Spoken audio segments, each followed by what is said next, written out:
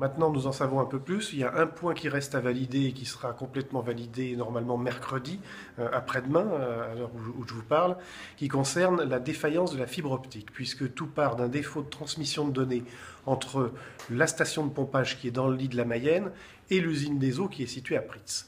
Des données sont transmises pour avertir l'usine, schématiquement, depuis la station de pompage, que de l'eau va être envoyée à l'usine et qu'il va falloir la traiter. Ces données, elles sont transmises par fibre optique entre deux automates.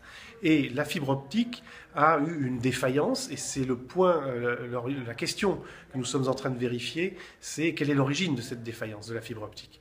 La fibre optique a donc eu une défaillance, et le système a basculé sur le réseau de secours. Le réseau de secours, c'est une ligne téléphonique traditionnelle, dite RTC, mais cette ligne, elle a elle-même dysfonctionné parce qu'il y avait un système la protégeant de la foudre qui était grillé.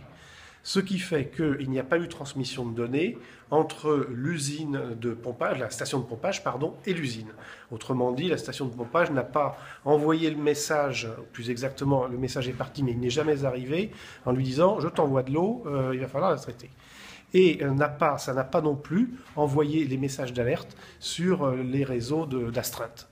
Donc l'usine n'a pas compris, n'a pas reçu le message lui indiquant qu'elle allait recevoir de l'eau qu'il fallait traiter. Alors cette eau est quand même passée, parce que ça c'est de la mécanique hydraulique, elle est passée par les filtres à charbon, les filtres à sable, mais elle n'est pas passée par le processus chimique avec l'adjonction de réactifs.